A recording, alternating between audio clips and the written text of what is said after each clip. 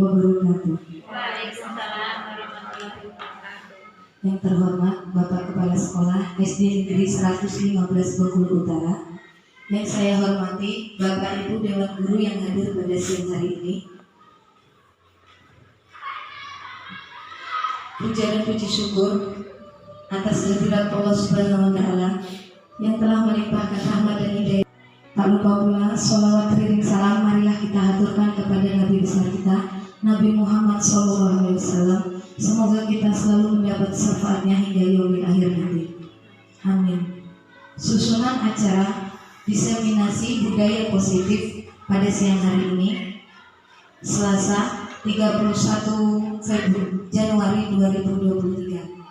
Acara yang pertama pembukaan, yang kedua sambutan dari Bapak Kepala Sekolah, acara yang ketiga acara inti, dan yang keempat penutup. Marilah Bapak Ibu sekalian kita buka acara ini dengan nafas basmalah.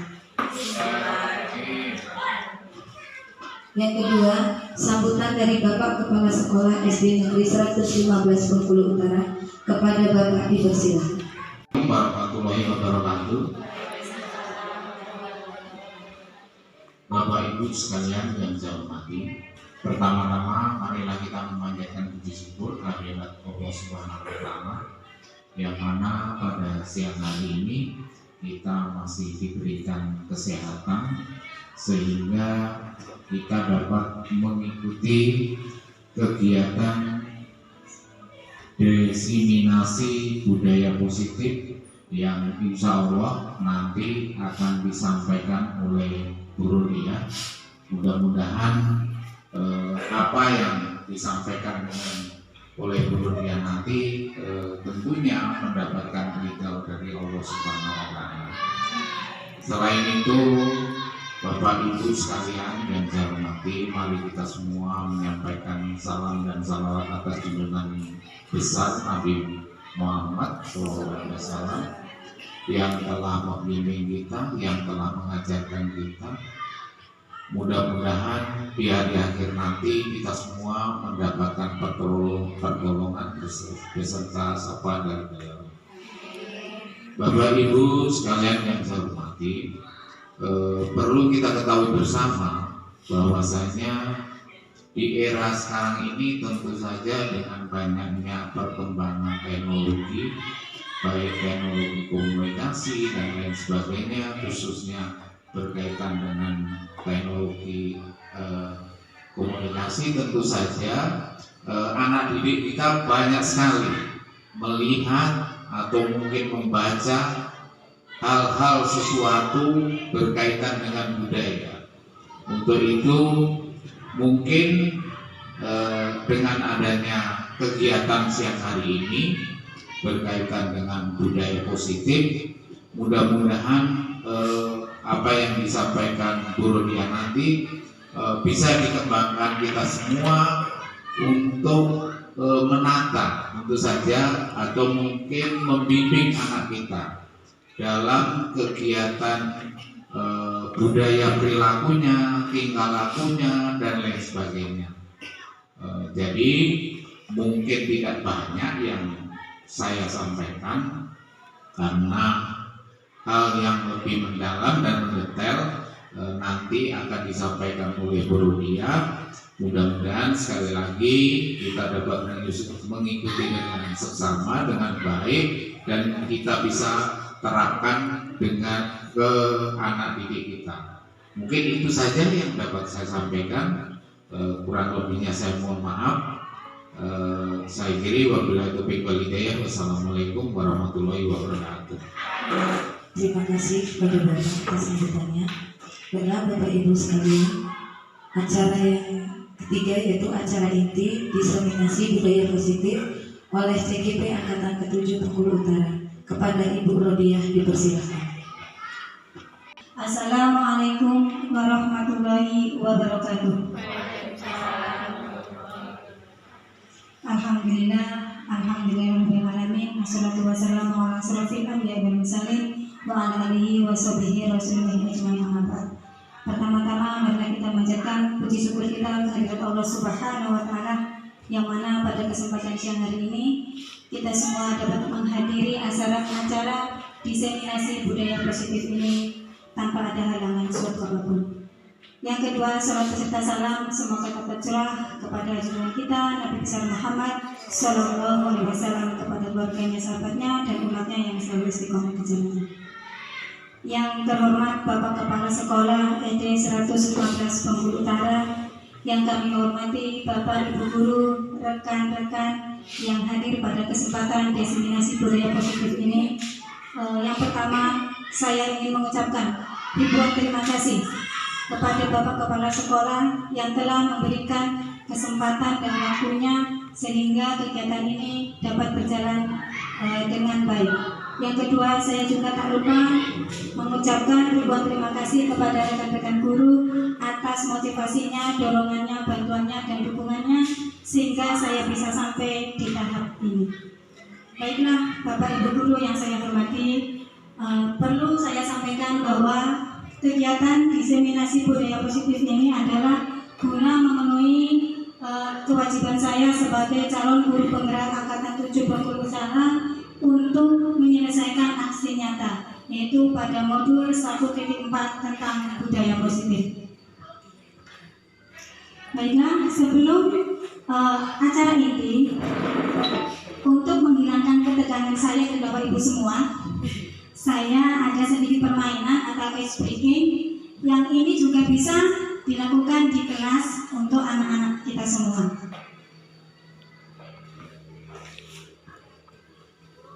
Baiklah Bapak Ibu, ice breaking ini bisa juga untuk melatih konsentrasi kita, untuk melatih kita agar siap untuk menerima materi.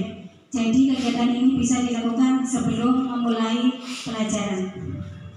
Baiklah Bapak Ibu, kegiatan ini saya lakukan untuk melatih fokus dalam menerima pelajaran.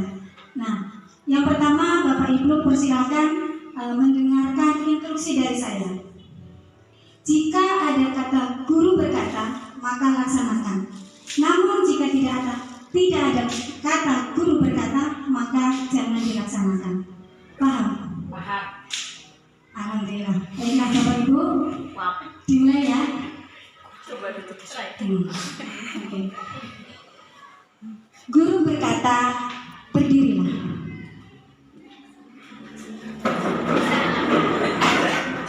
Belum fokus kayaknya ya. Guru berkata, geser ke kanan 1 langkah. Guru berkata, geser ke kiri 1 langkah. Guru berkata, angkat tangan kanan. Guru berkata, angkat tangan kiri. Baiklah, guru berkata, turunkan kedua tangan. Terima kasih Bapak Ibu Guru, silahkan duduk. Tepuk tangan untuk yang belum paham. Apakah ketika Ibu menyuruh duduk ada kata guru berkata? Iya. Berarti Bapak Ibu belum fokus. Silakan duduk. Oh iya. Kata ketika mempersilahkan Bapak Ibu Guru duduk. Kenapa Bapak Ibu Guru duduk? Ibu berkata, Bapak Ibu Guru silahkan berdiri.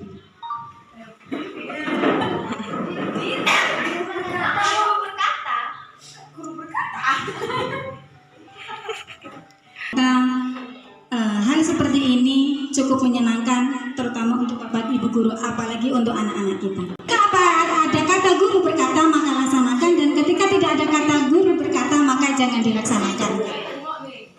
Oke. Angkat tangan kanan.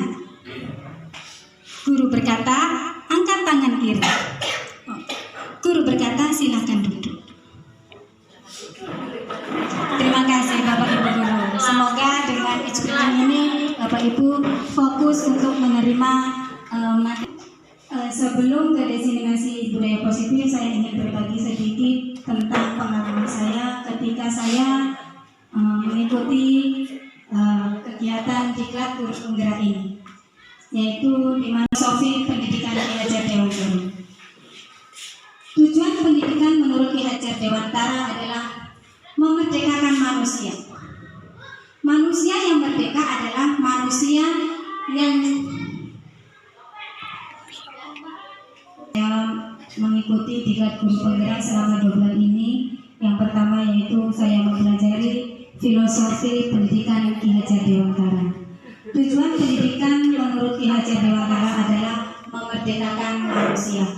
Manusia di mana guru harus memberi dorongan, motivasi, arahan kepada anak didiknya. Pendidikan yang berpihak pada murid kan?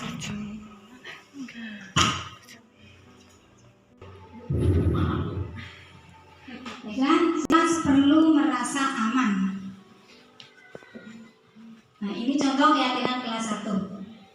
Contoh keyakinan kelas Bapak Ibu. Nah, jadi berbeda keyakinan kelas 1 dengan kelas 5. Kalau kelas 5 sudah tahu positif itu berarti yang baik. Senantiasa menjadi diri terbaik, percaya dan menghormati orang lain serta barang miliknya, berkomitmen terhadap setiap tugas dan senantiasa membantu. Ini contoh keyakinan. Nah, keyakinan ini boleh berbeda-beda setiap kelas, tergantung mereka ketika membuat dan kesepakatan yang diyakininya secara bersama. Jadi tidak harus sama. Lanjut. Nah, untuk mewujudkan budaya positif, tadi yang pertama kita disiplin positif, yang kedua kita membuat keyakinan kelas, dan yang ketiga yaitu restitusi.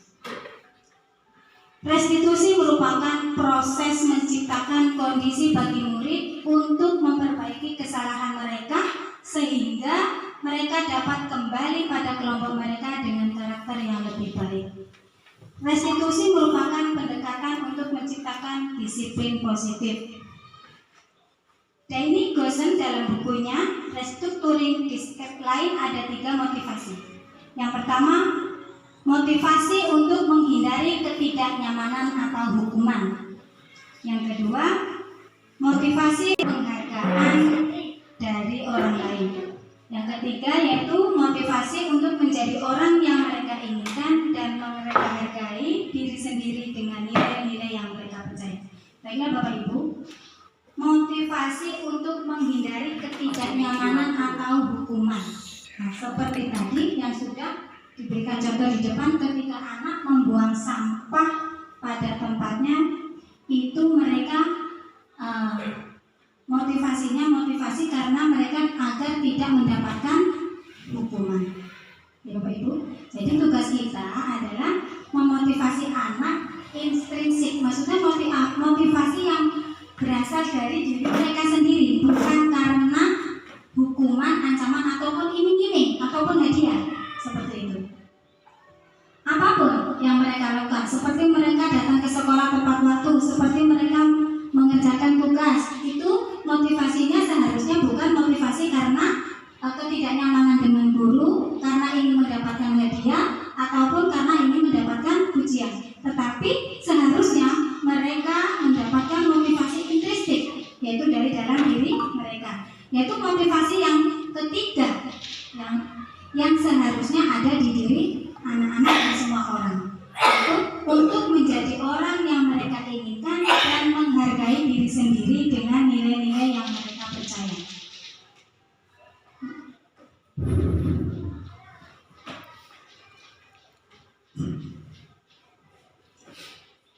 Baiklah, ada lagi contoh untuk anak yang terlambat datang ke sekolah dan anak yang diberi penghargaan.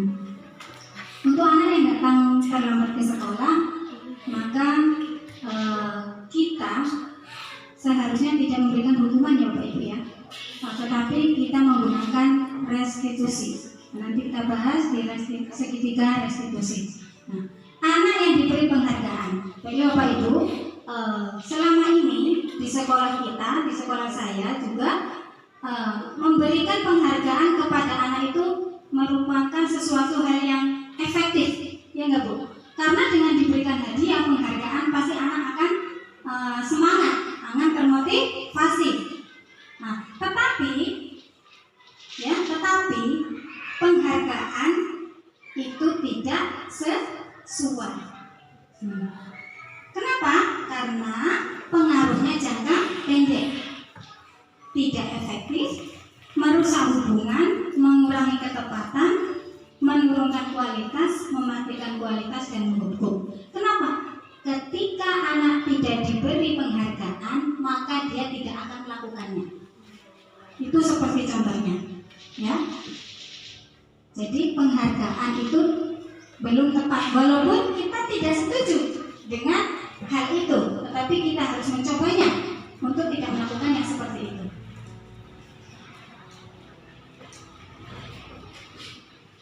Dari pernyataan ini sebuah contoh bahwa Bapak Ibu boleh menjawab, ada contoh ini termasuk apakah hukuman, apa konsekuensi ataupun yang lain. Ya Bapak Ibu, boleh dijawab aja langsung.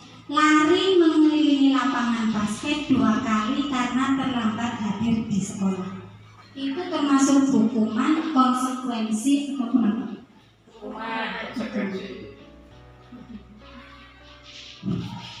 Bagaimana Bapak? Konsekuensi.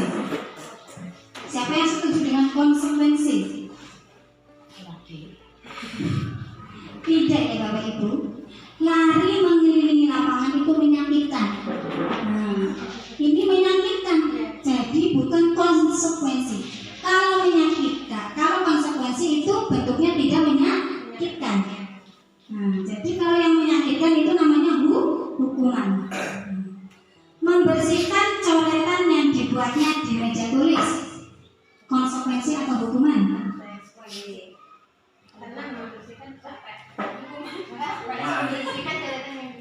Membersihkan coretan yang dibuatnya di meja tulis, konsekuensi atau hukuman? Konsekuensi, ya. Kesalahan dia tidak menyakitkan. Tergantung ya Bu mejanya lebar atau kecil ya. Biasanya kalau coretan gak lebar ya. Ini termasuk konsekuensi ya. Murid diminta untuk push up 15 kali karena tidak menggunakan masker ke sekolah. Iya, karena menyakitkan. Menyakitkan ya. Nah, selanjutnya menggantikan kertas tugas teman yang telah dicoret-coret. Nah, iya konsekuensi. Nah, dari keempat contoh ini Bapak Ibu sudah paham mana yang hukuman dan mana konsekuensi. Tetapi Bapak Ibu, hukuman dan konsekuensi itu juga tidak boleh dilakukan. Tidak boleh dilakukan. Konsekuensi boleh, tetapi dengan menggunakan sertifikat restitusi. Jadi nanti ya Bapak Ibu, setelah kita menstabilkan anak ini. Lanjut. 5 kebutuhan dasar manusia. Bapak Ibu, jadi perbuatan anak itu, baik itu perbuatan baik maupun buruk, adalah mereka untuk memenuhi kebutuhan dasarnya anak-anak. Kebutuhan dasar manusia ada 5. 1 untuk bertahan hidup, yang kedua penguasaan, yang ketiga kesenangan, dan keempat kebebasan, yang kelima kasih sayang dan rasa diterima. Baiklah.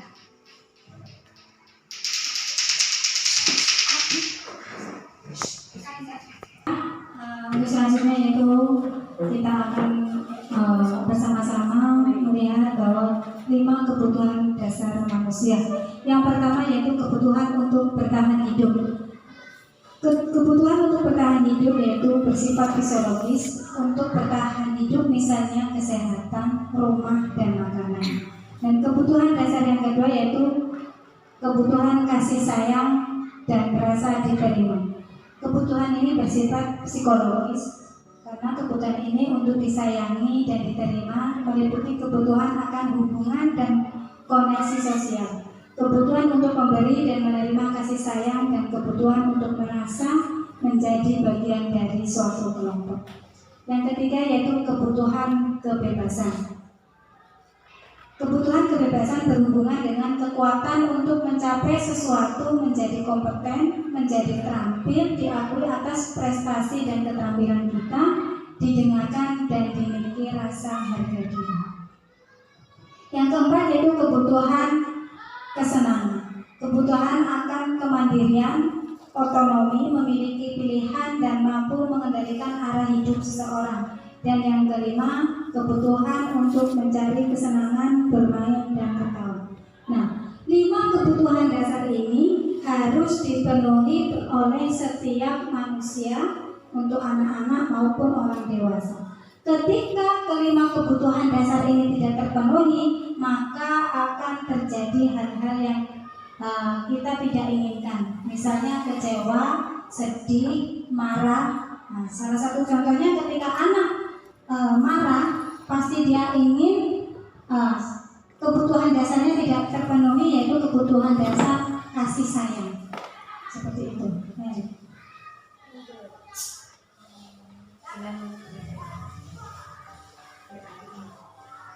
Baiklah, Ki Hajar Dewantara dalam kutipannya contoh hidup tumbuhan. Petani pada hakikatnya sama kewajibannya dengan seorang pendidik yang menanam padi.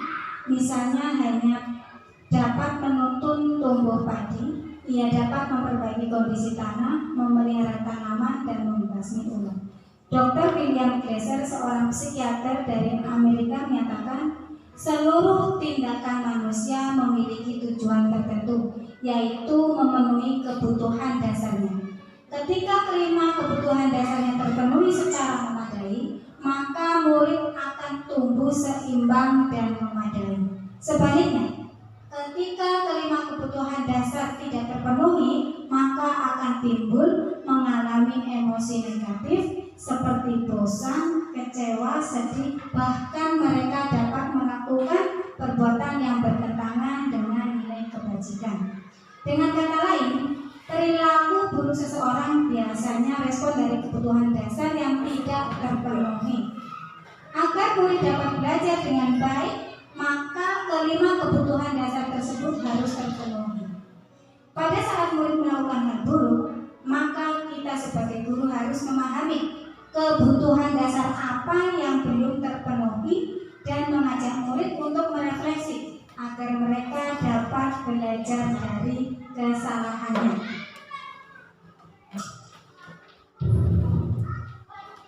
Baiklah Bapak Ibu, marilah kita saksikan video 5 posisi kontrol guru dan kita kembalikan ke diri kita masing-masing selama ini kita memposisikan menjadi apa.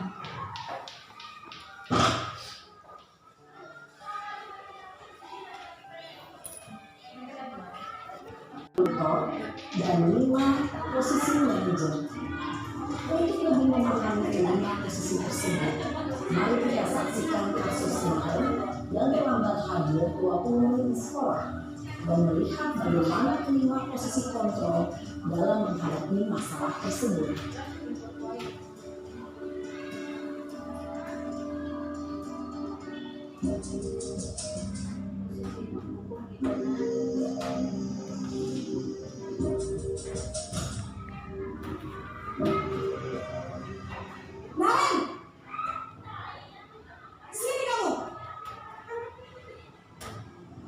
Selamat pagi, Bu. Selalu terlambat. Kamu deh, pasti terlambat. Maaf, Bu. Saya Apa? Apa coba? Alasan kamu lagi? Kapan sih kamu tidak terlambat? Malas sekali ya kamu jadi anak. saya Dasar pemalas. Gak kapok-kapok sih kamu. Sudah berapa kali terlambat? Sana, kamu keliling lapangan basket 2 kali. kenapa saya harus ke lapangan basket, Bu? Kenapa? Kamu melawan ibu? Berani-beraninya jawab. Sudah terlambat, masih berani jawab pula. Sekarang, keliling lapangan basket 5 kali sekalian. Biar kapok. Cepat, pergi sana ke lapangan basket. Posisi penghukum biasanya berbicara dengan nada tinggi, menghardik, menunjuk-nunjuk, menyakiti, dan menyindir. Hukuman bisa berupa fisik maupun psikis. Ibu dan bapak guru hebat. Dampak yang terjadi pada murid ketika guru berada pada posisi penghukum adalah murid cenderung akan memberontak, bahkan menyimpan dendam.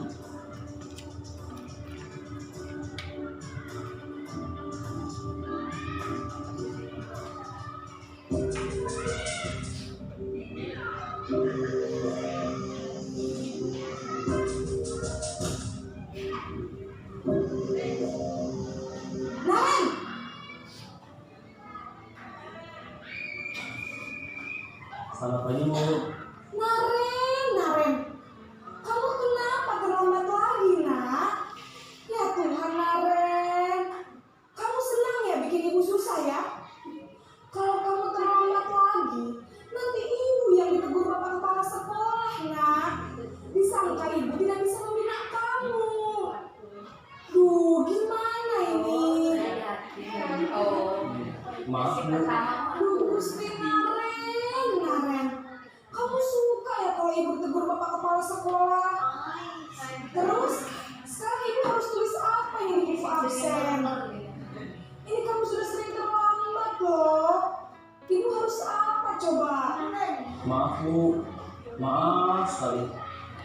Ya sudah, lain kali jangan bikin ibu susah lagi ya, nak ya. Ibu tidak akan kuat lagi kalau kamu gini terus. Bisa jantungan kalau ibu tegur bapak kepala sekolah. Sana cepat kelas. Maaf ya Bu. Maaf sekali. Posisi pembuat rasa bersalah berbicara dengan nada tenang, cenderung lembut. Namun kata-kata yang diutarakan membuat murid merasa menjadi orang yang gagal, memandang buruk dirinya sendiri, merasa tidak berharga, dan tidak sanggup membahagiakan orang lain. Ketika guru mengambil posisi pembuat rasa bersalah, murid akan menganggap dirinya yang bersalah dan ia akan menyimpan emosi negatif tersebut di dalam dirinya.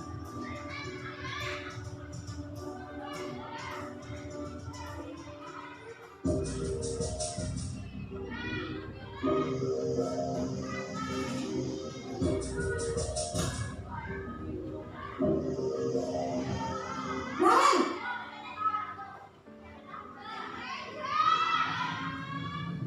Selamat pagi Bu. wah, sudah jam berapa ini, nak? Terlambat lagi ya saya. Iya Bu. Habis ibu saya ngomong saya Bu. Kamu malah menyalahkan ibu kamu. Kamu bukan anak yang paling kencang. Kok terlambat sih? Iya Bu. Saya memang terlambat banget tadi. Jadi biarpun saya kencang, tetap nggak kekejar Bu. Ya sudah sana. Nanti lain kali larinya lebih kencang lagi ya. Biar gak terlambat lagi. Bikin senang ibu demi ibu. Bisa kan? Bisa Bu. Ya sudah sana masuk kelas. Ibu beresin urusan absen kamu. Kamu ini ada-ada saja. Dalam posisi teman, guru berbicara dengan nada suara ramah, akrab, cenderung bersenda gurau untuk menjaga suasana tetap santai. Murid akan merasa senang, aman, dan akrab dengan guru. Identitas yang tercipta adalah identitas sukses atau berhasil. Namun, perlu diingat, karena ini masih dorongan eksternal, maka ada faktor ketergantungan dari murid kepada orang tertentu. Di sini guru absennya, sehingga di lain waktu murid bisa berperilaku baik, namun hanya pada orang-orang tertentu saja.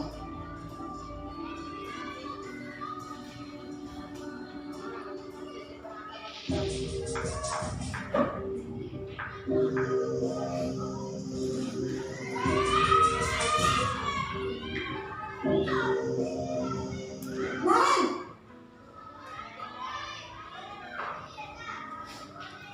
Selamat pagi Bu.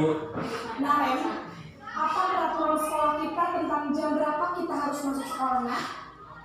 Kita harus di sekolah jam 7 Bu. Iya betul, sekarang sudah jam 7.20. Naren sudah tahu konsekuensinya jika terlambat hadir. Paham Bu. Saya harus tinggal kelas pas jam istirahat selama 20 menit. Iya benar, konsekuensinya demikian.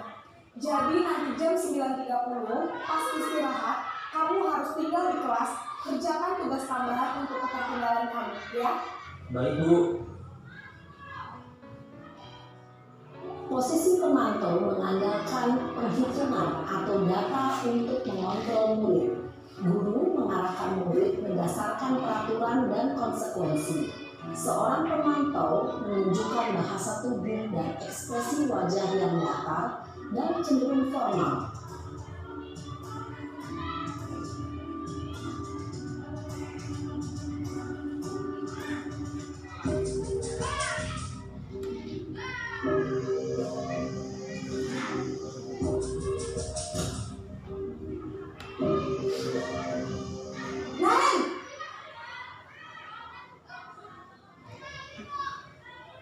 Selamat pagi Bu. Selamat pagi Naren. Maaf Bu, saya terlambat. Iya, sekolah masuknya jam 7, sekarang sudah jam 7.20. Jadi sekarang bagaimana ini Naren? Maaf Bu, saya lupa setel alarm saya semalam. Baiklah, menurut kamu, keyakinan sekolah yang mana yang perlu kamu tingkatkan?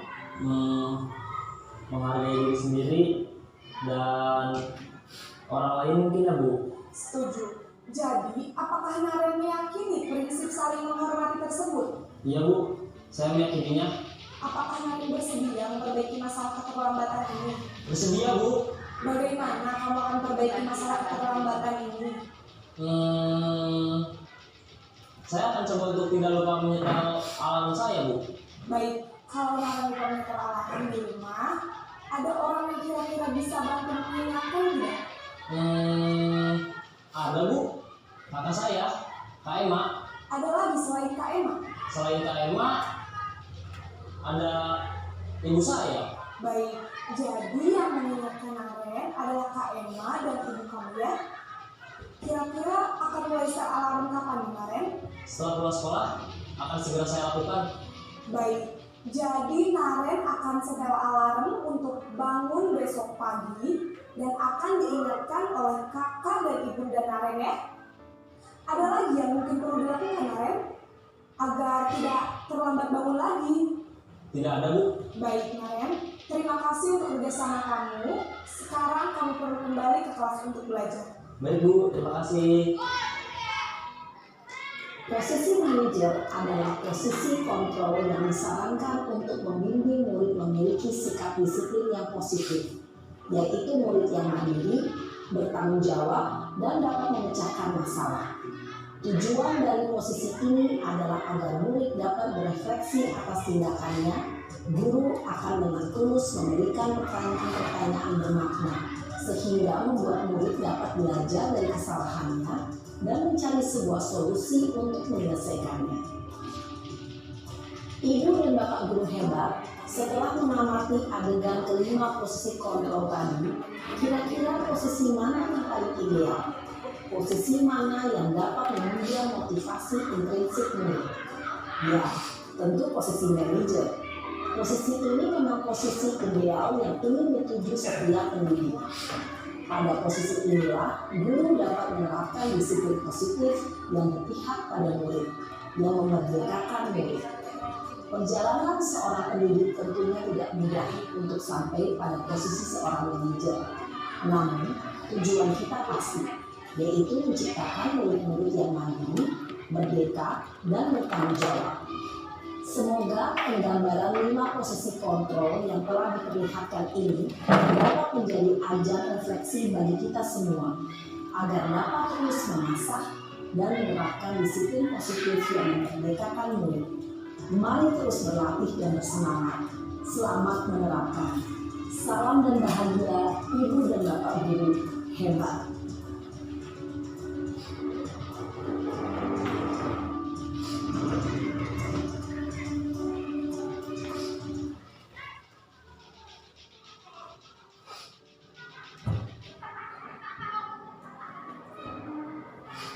Bapak Ibu, setelah kita menyaksikan video tentang 5 posisi kontrol guru, dari 5 posisi kontrol itu yang dapat menumbuhkan motivasi intrinsik yaitu posisi kontrol sebagai manajer. Memang tidak mudah untuk kita menjadikan posisi kita sebagai manajer, karena ini perlu latihan dan kesabaran, karena orang yang tadinya memiliki posisi sebagai penghukum tidak serta-merta dan tidak mudah untuk melakukan atau menjadi posisi kontrol. Tentunya bertahap dari posisi yang tadinya penghukum, kemudian menjadi posisi kontrol merasa bersalah, selanjutnya pemantau, teman, dan yang akhirnya kita bisa menjadi atau memposisikan posisi guru sebagai manajer. Baiklah, untuk mewujudkan budaya positif selanjutnya yaitu segitiga restitusi. Danny Gossett dalam bukunya Restitution, Restructuring School Discipline 2001 telah merancang sebuah tahapan proses untuk menyiapkan anaknya untuk melakukan restitusi yang dikenal segitiga restitusi. Segitiga restitusi ini dipergunakan untuk menghadapi anak ketika mereka menghasilkan murid yang mandiri dan bertanggung jawab. Tahapan segitiga restitusi, kamu bukan satu-satunya orang yang pernah melakukan kesalahan. Itu adalah tahapan yang pertama. Tahapan yang kedua yaitu validasi tindakan yang salah. Dalam tahapan validasi tindakan yang salah, kita bisa mengatakan bahwa kamu tentu punya alasan mengapa melakukan itu. Adakah cara yang lebih efektif untuk mendapatkan apa yang kamu butuhkan? Nah, untuk tahapan yang ketiga yaitu menanyakan keyakinan, yaitu di mana setelah kita membuat keyakinan kelas atau keyakinan sekolah dan ditempel di dalam ruangan, tentunya anak-anak tahu keyakinan yang telah disepakati. Jadi kita bisa menanyakan keyakinan kelas mana yang telah kita sepakati, kemudian kamu ingin menjadi orang yang seperti apa. Jadi inilah tahapan segitiga restitusi, yaitu berharap dengan tahapan segitiga restitusi ini anak dapat kembali ke kelompoknya mereka dan dapat menjadi anak yang lebih baik lagi.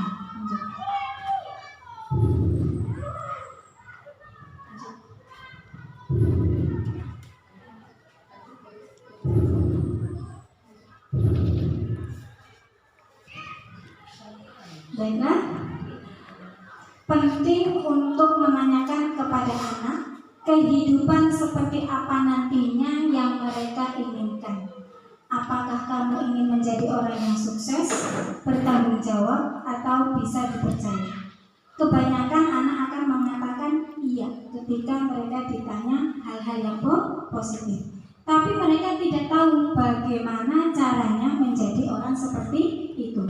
Nah, di sini guru dapat membantu dengan bertanya seperti apa jika mereka menjadi orang seperti itu. Ketika anak sudah mendapatkan gambaran yang jelas tentang orang seperti apa yang mereka inginkan, guru dapat membantu anak-anak tetap fokus pada gambaran tersebut. Baiklah Bapak Ibu, ini adalah tahapan bagaimana cara kita menjadi posisi manajer. Nah, mari kita saksikan video ini agar kita tahu bagaimana cara menghadapi anak yang melakukan kesalahan dengan menggunakan segitiga restitusi dan kita memposisikan sebagai manajer.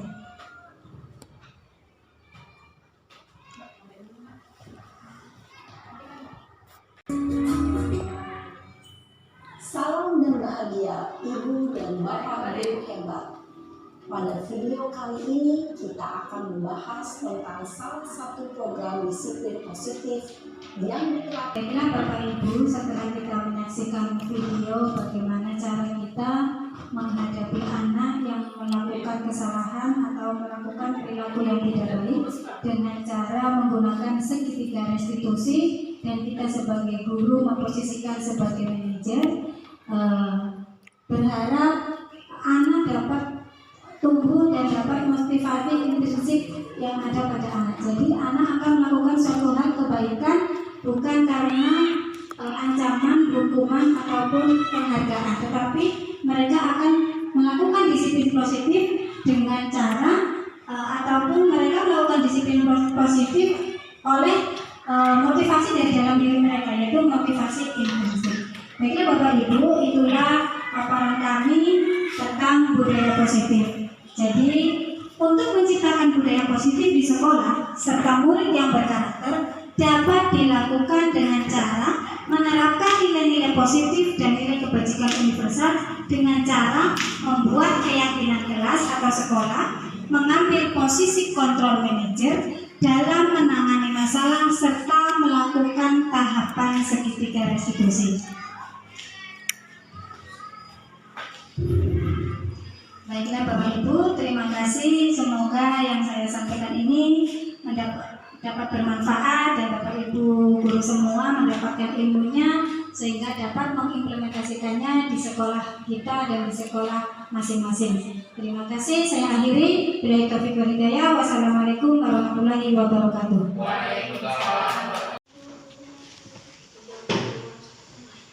Oke, baiklah anak-anak, pada kesempatan ini kita semua mau membuat keyakinan kelas ataupun sekolah. Kenapa kita harus membuat keyakinan kelas dan sekolah? Ya, keyakinan kelas dan sekolah ini agar tercipta budaya positif. Ya, budaya positif. Budaya positif